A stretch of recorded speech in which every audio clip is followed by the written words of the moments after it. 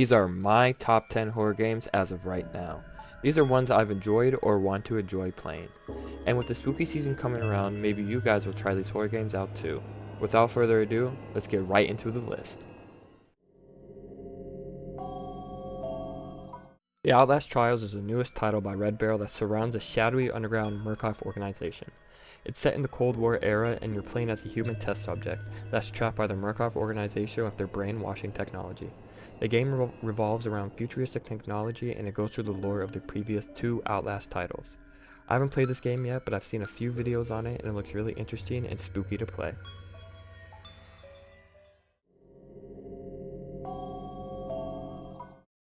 Parasocial by Chilizar is a game we actually just recently played. Twitch.tv/SheLoveSkyGaming. Don't mind that, but anyways, it's a psychological Japanese horror that will drive you crazy. The game's art is inspired by Japanese horror films with its VHS film aesthetic. Every once in a while you hear the classic VHS tape noise interlacing and jittering with the video, and it really adds with the horror experience. Balance. Soon, even you will understand, Chris. One glimpse of my new world, and it will all make perfect sense. Resident Evil 5 is a game that will always hold a special place in my heart. My friend and I used to play this game all the time when we realized it had multiplayer. We have so many funny moments in this game, and let me tell you, the memories are worth it. What's so special about this game to me is probably because of the multiplayer experience, and I'm pretty sure all the other Resident Evil games is only single player, but I could also be wrong. Resident Evil 5 is a third-person shooting game developed and published by Capcom in 2009. The plot involves an investigation of a terrorist threat by the SAA for short, or the Security Assessment Alliance. The two main characters are Agent Chris Redfield and Shiva Alamar. Chris learns that he has to confront his past enemy Albert Wesker and his former partner, Jill Valentine.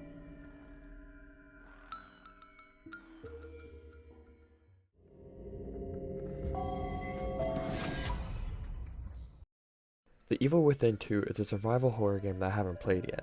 On my PS4 back in the day, I was looking for horror games to play and come around to find The Evil Within, the first game. I will not lie, I played a little bit of the game and didn't completely finish it. But for the short amount of time I played the first one, I still want to try and play the whole series. The Evil Within 2 was developed by Tango Gameworks and published by Beslada Softworks. Sorry if I said that wrong. You play as the main character, Sebastian Castanos, either in a third-person or first-person perspective, and you descend into the world of the Union to rescue his daughter, Lily. Like she did. Temperance, child. Resident Evil 4, the remake, is a game I had a series on a while back that I never completed. It was when I had my PS4 and was posting content.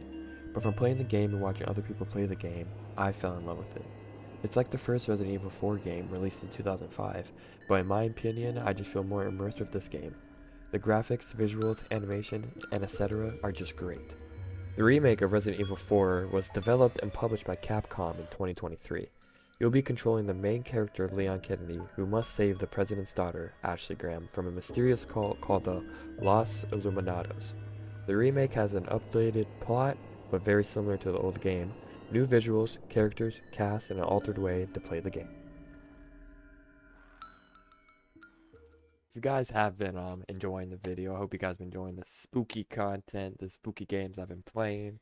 If you have been, make sure to like the video, subscribe, turn on post notifications, help your boy out. Of course, you don't have to, but I would really appreciate it. To stay updated with me most, go check out my Discord and my Twitter. My bad, this is my first time doing all this stuff, but go check those out to stay updated with me most. And yeah, check out Instagram and TikTok. Yeah. Hope you guys are enjoying the video for real. If you have been, do all those. Boom! The clip in the background is a trailer of my favorite killer in Dead by Daylight, the Xenomorph. I played Dead by Daylight way back then, I would say around when I was a 6th or 7th grader. I've always loved this game, but I just never really played it consistently. Dead by Daylight is a multiplayer survival horror game developed by Canadian studio Behavior Interactive. It's a 1v4 game which one player is the killer and the other 4 are the survivors. The killer must try and kill you, but his end goal is to impale you on his sacrificial hooks. While the survivors try not to get caught, they have to get the power on with 5 different generators to power the exit gate.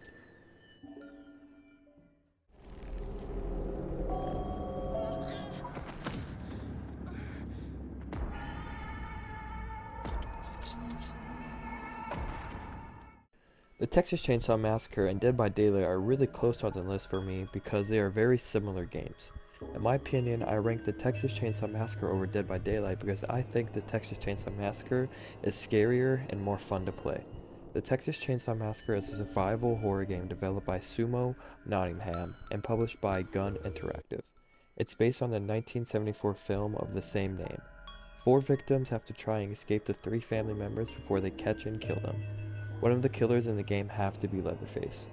Kane Hodder plays Leatherface in the game. This is who also played the stunt double of Leatherface in the 1990s film. If you guys are still watching the video, comment down below how many times I just said the Texas Chainsaw Massacre, because that was insane. I said that word a lot. I've arrived at the location. Alright, be careful, and let me know as soon as you find anything. Coming down to the top 3 now, and for number 3, we have Phasmophobia. Phasmophobia is a game I've been streaming for quite a while now for Spooky Friday nights. Chat and I enjoy playing this game. I have some scary clips playing this game as well. Phasmophobia is a paranormal horror game developed and published by British indie game studio Kinetic Games. It's based on the popular hobby of ghost hunting. You play the game in the first-person perspective, and you can work solo or with other people to complete a contract by identifying the type of ghost hunting the location.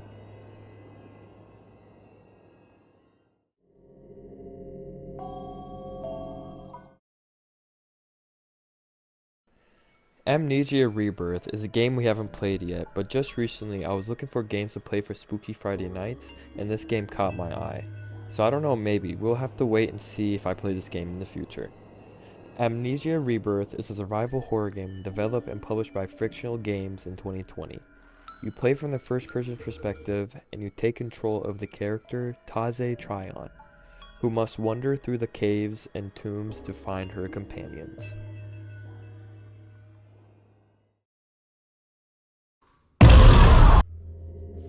Hey! And at number 1, we have Demonologist. It's just like Phasmophobia, but I would say it's more scarier, more things to do, and the environment feels more interactive. Let's just say this game and I don't get along very well. Demonologist is a horror game developed by Clock Wizard Games with Unreal Engine 5. It was released in March 2023. The game's visuals are very stunning and pleasing to the eyes. The lighting creates an eerie ambience that sets the mood well.